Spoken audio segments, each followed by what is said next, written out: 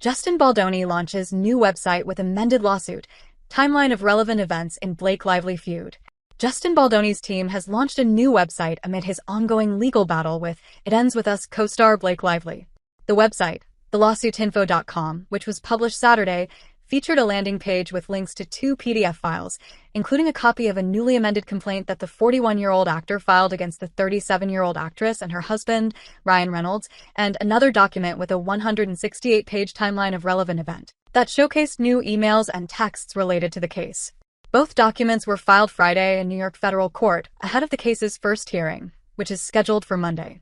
Lively has claimed she was sexually harassed on the set of It Ends With Us and filed a lawsuit against Baldoni, his Wayfair studio and former PR representatives in December.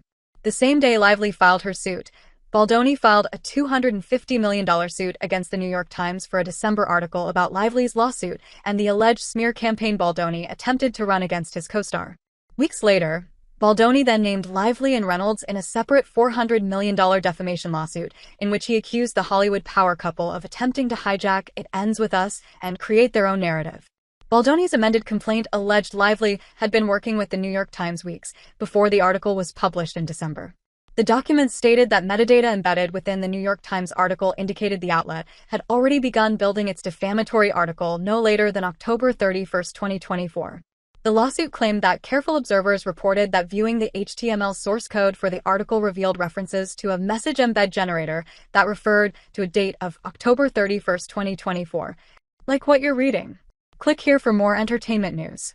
According to the documents, the New York Times created a tool to display Lively's texts in the article October 31st, which Baldoni's legal team suggested was evidence the story was first generated on or before that date.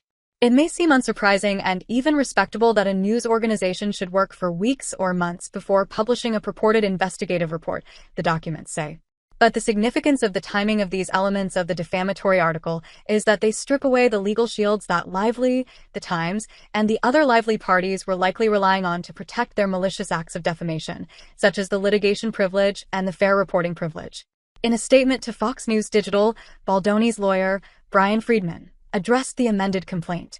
The decision to amend our lawsuit was a logical next step due to the overwhelming amount of new proof that has come to light, Friedman said.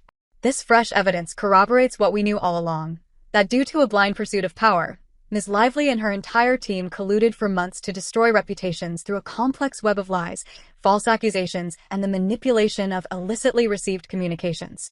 Click here to sign up for the entertainment newsletter.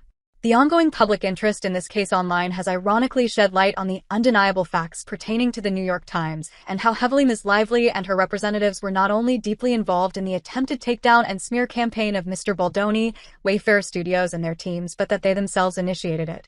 In a statement to Fox News Digital, the New York Times Company's representative, Danielle Rhodes-Ha, pushed back against claims made in the amended lawsuit. The Baldoni/Wayfair illegal filings are rife with inaccuracies about the New York Times, including, for example, the bogus claim that the Times had early access to Ms. Lively's state civil rights complaint, she said. Mr. Baldoni's lawyers base their erroneous claim on postings by amateur internet sleuths, who, not surprisingly, are wrong. The sleuths have noted that a version of the Lively state complaint published by the Times carries the date December 10th, even though the complaint wasn't filed until more than a week later. The problem? That date is generated by Google software and is unrelated to the date when the Times received it and posted it. Representatives for Lively did not immediately respond to Fox News Digital's request for comment.